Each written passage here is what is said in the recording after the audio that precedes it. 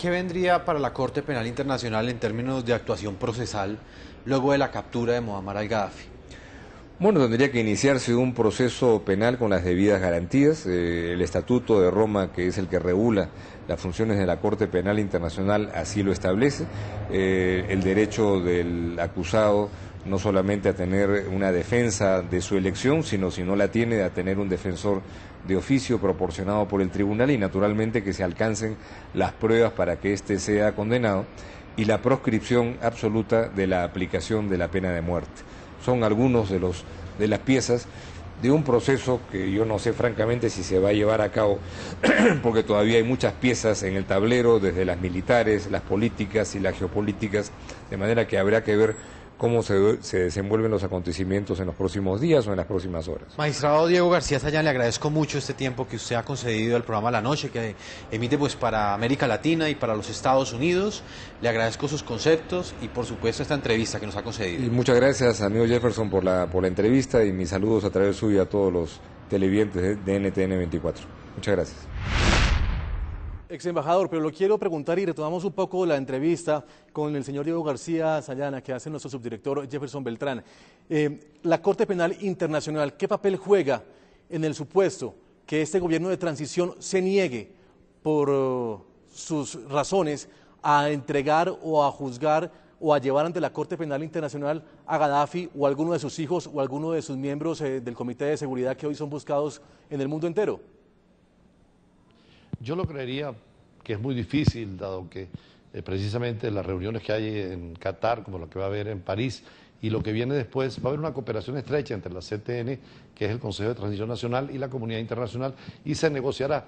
Por supuesto que aquí hay una dualidad jurídica, por una parte hay una decisión del Consejo de Seguridad que la pudiera hacer práctica, pero como establecía el especialista, la Corte Penal es una justicia subsidiaria. Si el país no la hace, tendría que hacerlo la Corte y los libios podrían tener derecho perfectamente, como hicieron los iraquíes, de juzgarlo. Ahora, no es lo más oportuno en ese momento, pero habrá que ver los acontecimientos y lo que va a ocurrir en los próximos días. Sí. Es una democracia muy nueva, es una realidad en el Medio Oriente que no existía. Claro. Y en el mundo, como decíamos también, es una Corte Penal muy nueva, apenas recién existente dentro de este nuevo derecho penal internacional, que es de injerencia y de control en materia de derechos humanos y Estado de Derecho. Bueno, doctor Alexander Montero, nosotros vimos hace ya unos días cuando al parecer habían capturado a los hijos de Gaddafi, este grupo de rebeldes, y la Corte Penal Internacional por lo menos dio el anuncio de que este hombre tendría que ser llevado a sus tribunales, a los altos tribunales de la Corte.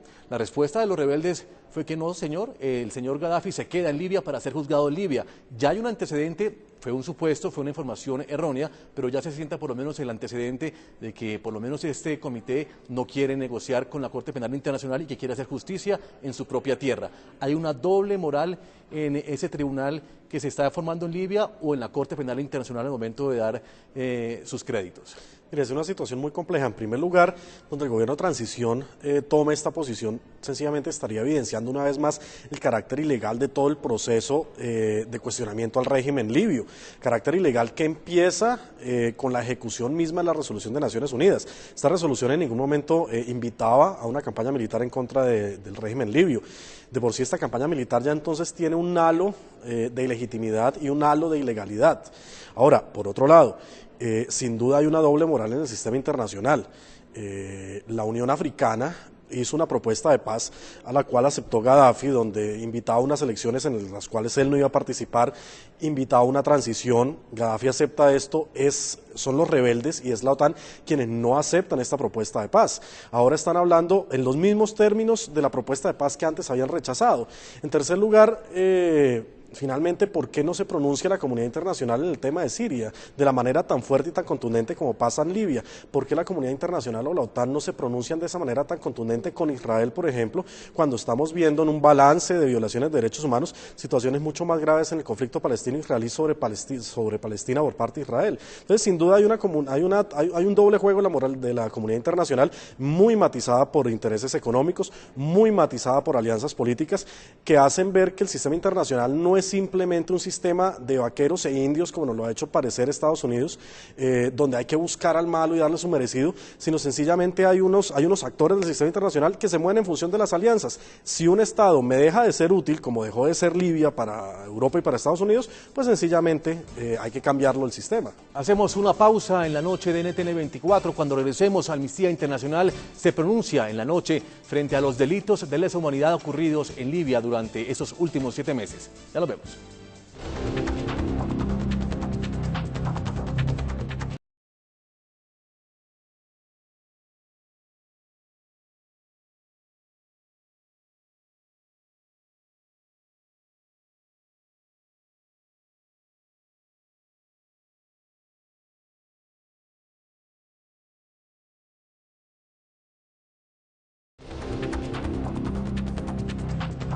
Para conocer qué es lo que está pasando realmente en Libia, pues hacemos contacto a esta hora con los organismos que se encuentran en el terreno, en este país donde hace 7 meses se lleva a cabo una guerra civil.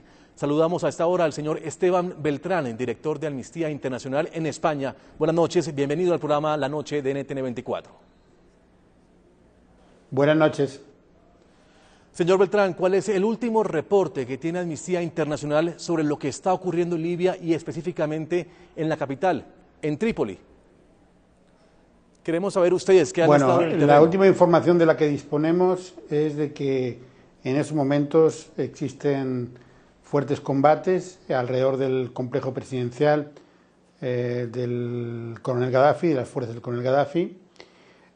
También hay una misión de Amnistía Internacional que está llegando a Trípoli para obtener más información sobre el terreno de lo que está ocurriendo.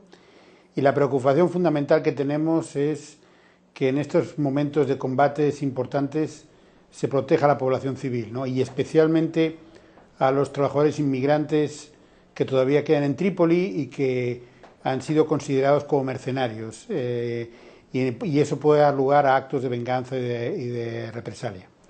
¿Desde cuándo está en la zona la misión humanitaria de Amnistía Internacional y qué han podido constatar ustedes a través de su personal de campo en este punto del mundo? Bueno, Amnistía Internacional desde el principio prácticamente de lo que ha ocurrido del enfrentamiento armado y conflicto armado en Libia ha estado en Benghazi y en toda esa zona este del país. Durante muchísimo tiempo solicitamos poder acceder también al lugar donde estaban las tropas del coronel Gaddafi sin conseguirlo, y ahora por primera vez, digamos, dada la situación, vamos a poder estar en Trípoli.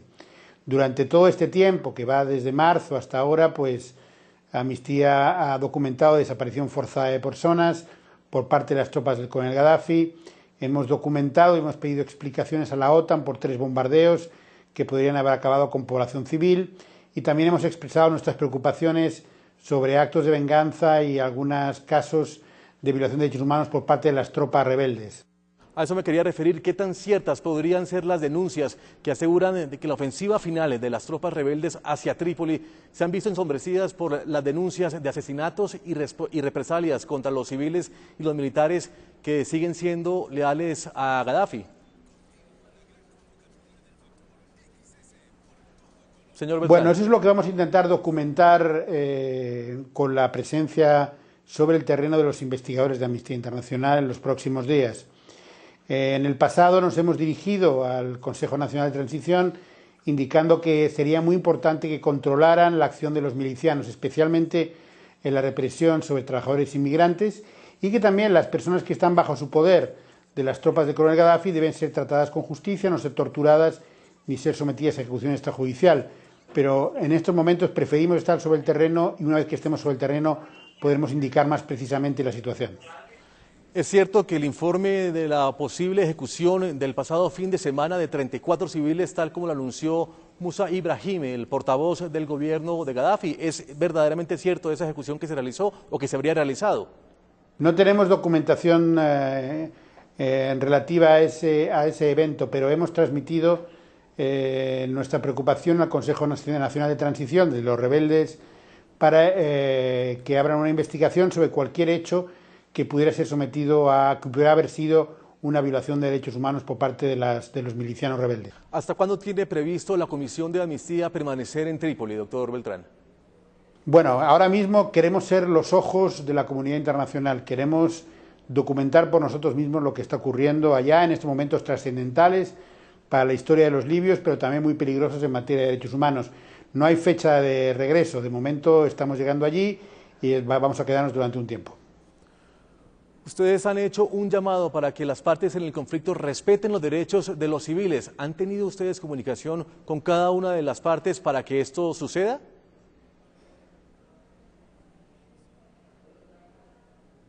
Doctor Beltrán. Bueno, en el caso de... hemos hecho ese llamamiento públicamente para que se proteja a los civiles. Ese llamamiento tiene tres partes. Una parte es que se proteja a los civiles y que se haga todo lo posible para que no haya víctimas civiles por parte en bombardeos de la OTAN en relación con las tropas del general Gaddafi, en relación con las tropas del milicianos rebeldes. Nos preocupa sobre todo que estén dentro de Trípoli civiles en un cruce del fuego entre ambas partes. Por lo tanto, esa es nuestra preocupación. Esta preocupación además se ha añadido porque un barco de la Organización Internacional de Migraciones que tenía previsto atracar en el puerto de Trípoli y trasladar a civiles y a trabajadores inmigrantes extranjeros no ha podido hacerlo por cuestiones de seguridad en las últimas horas. Por lo tanto, la preocupación fundamental ahora mismo es sobre los civiles que están en Trípoli en estos momentos. El Consejo Nacional de Transición Libio ha garantizado la liberación de algunos presos políticos por las fuerzas de Gaddafi que están en su poder. Sobre este particular, ¿qué información tiene Amnistía Internacional? Bueno, aquí hay un punto importante, digamos, es importante que se haya producido esa liberación de presos políticos, pero Amnistía ha documentado desde marzo una práctica por parte de las tropas del coronel Gaddafi de desaparición forzada de personas, es decir, de personas que eran detenidas, que se les acusaba de ser pues, simpatizantes de la oposición o disidentes políticos y desaparecían. Estamos hablando de desapariciones que se produjeron en marzo y en junio. Esos desaparecidos no sabemos dónde están, entonces estamos pidiendo al Consejo Nacional de Transición que averigüe si en las listas de presos liberados existen estos desaparecidos que estuvieran en las cárceles o conocer si han sido ejecutados por parte de las tropas de Gaddafi. Pues señor Esteban Beltrán, director de Amnistía Internacional en España, gracias por acompañarnos en el programa Anoche del canal internacional NTN 24. Muchas gracias, señor. Gracias a ustedes, buenas noches.